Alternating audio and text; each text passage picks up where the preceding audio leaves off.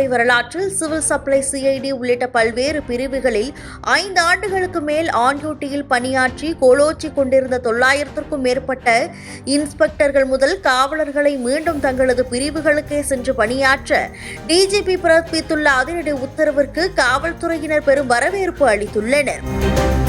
நிர்வாக பிரிவு டிஜிபி மற்றும் ஐஜியின் துணிச்சலான நடவடிக்கைகளே இந்த உத்தரவிற்கு காரணம் என்றும் காவல்துறை அதிகாரிகள் பாராட்டுகின்றனர்.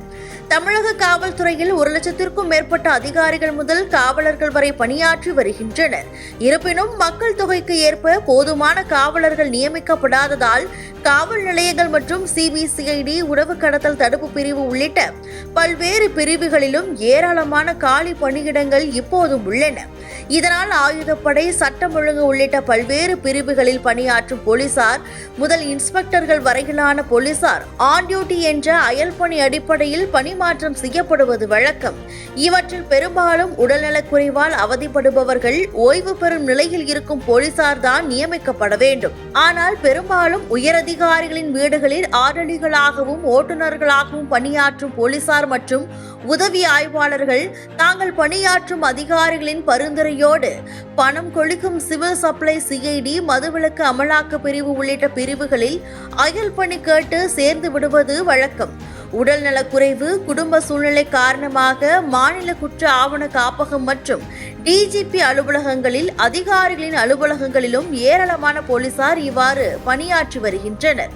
பொதுவாக அயல் பணிக்கு சென்றாலும் பொருளாதார குற்றப்பிரிவில் 3 ஆண்டுகளும், சிபிசிஐடி பிரிவில் 5 ஆண்டுகளும், கடலோர பாதுகாப்பு பிரிவில் 5 ஆண்டுகளும், காவலர் பயிற்சி பள்ளி, காவலர் அகாடமி ஆகியவற்றில் 3 ஆண்டுகளும், மாநில குற்ற ஆவண காப்பகத்தில் 5 ஆண்டுகளும், மாநில மனித உரிமை ஆணையம், சிலை கடத்தல் தடுப்பு பிரிவு ஆகியவற்றில் 3 ஆண்டுகள் வரை மட்டுமே பணியாற்றிவிட்டு மீண்டும் தங்கள் பணியில் சேர்ந்த பிரிவிற்கே சென்று விட வேண்டும் என்பதுதான் காவல்துறை பணியாளர் சீர்திருத்த பிரிவின் சட்டம். ஆனால் பெரும்பாலான காவலர்கள் பணியில் சேர்ந்து உதவி ஆய்வாளர்கள் வரையிலும், உதவி ஆய்வாளர்கள் வரையிலும் தொடர்ந்து 5 ஆண்டுகளுக்கு மேல் 10-15 ஆண்டுகள் வரையிலும் கூட ஒரே பிரிவில் பணியாற்றி வருகின்றனர். இதனால் சட்டம் ஒழுங்கு பிரிவிற்கு போதுமான காவலர்களும், உதவி ஆய்வாளர்கள் மற்றும் குற்ற பிரிவுகளுக்கு ஆய்வாளர்கள் இல்லாமல் காலி பணியிடங்களாகவே உள்ளன.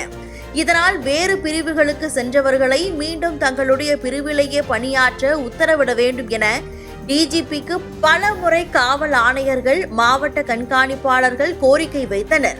ஆனால் உயர் அதிகாரிகளின் பரிந்துரையோடு இவர்கள் தொடர்ந்து பணியாற்றி வந்தனர். பல ஆண்டுகளாக ஒரே பிரிவில் அயல் பணியில் பணியாற்றி வந்ததால் இந்த பிரிவில் தாங்கள் செய்வதுதான் சட்டம் என்ற ரீதியில் இவர்கள் சர்வ அதிகாரிகளோடு பணியாற்றியதோடு பல்வேறு ஊழல் புகார்களுக்கும் ஆளாகினர். இருந்தபோதும் இவர்களை பணிமாற்றம் செய்ய முடியாமல் உயர் அதிகாரிகள் தயக்கம் காட்டினர்.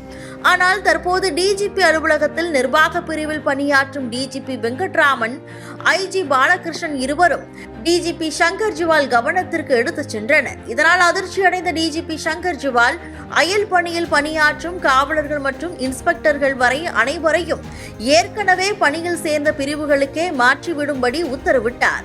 இதன்படி சிபிசிஐடி உள்ளிட்ட பல்வேறு பிரிவுகளில் அயல் பணிகளில் பணியாற்றுவோர் பட்டியலை பெற்ற டிஜிபி வெங்கட்ராமனும் ஐஜி பாலகிருஷ்ணனும் கடும் அதிர்ச்சிக்கு ஆளாகினர்.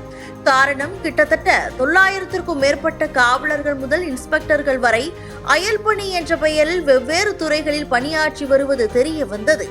இதனையடுத்து பொருளாதார குற்றப்பிரிவில் 3 ஆண்டுகளுக்கு மேல் பணியாற்றும் 174 பேர், சிபிசிஐடியில் அதிகபட்சமாக 258 பேர், கடலோர காவல் பாதுகாப்பு பிரிவில் பணியாற்றும் 224 பேரும், காவலர் பயிற்சி பள்ளியில் பணியாற்றும் 205 பேர், மாநில குற்ற ஆவண காப்பகத்தில் பணியாற்றும் 34 பேர், மனித உரிமை ஆணையத்தில் பணியாற்றும் 3 பேர், சிலை கடத்தல் தடுப்பு பிரிவில் பணியாற்றும் 86 பேரையும் வரும் 28ஆம் தேதிக்குள் தங்களது பழைய பிரிவிற்கே சென்று ரிப்போர்ட் செய்ய வேண்டும் என டிஜிபி சங்கர் ஜிவால் மூலம் உத்தரவை பிறப்பிக்க வைத்துள்ளனர். இதன் மூலம் சட்டம் ஒழுங்கு உள்ளிட்ட பல்வேறு பிரிவுகளில் காலியாக உள்ள காவலர்கள் முதல் ஆய்வாளர்கள் பணியிடங்களை நிரப்பி வழக்கம் போல பணியாற்ற முடியும். சென்னை உள்ளிட்ட மாநகரங்களில் தினமும் நடக்கும் போராட்டங்கள் மற்றும் திருட்டு சம்பவங்களில் தேவையான போலீசார் இல்லாமல் தடுமாறி வரும் நிலையில் வெறுமனே வேறு துறைகளில் ஆண்டு கணக்கில் கோலோச்சி கொண்டிருந்தவர்களை மீண்டும் பழைய பிரிவுகளுக்கே திருப்பி அனுப்பிய டிஜிபி சங்கர் ஜிவாலின் நடவடிக்கைகள் பெரும் வரவேற்பை பெற்றுள்ளது என்றே கூறலாம்.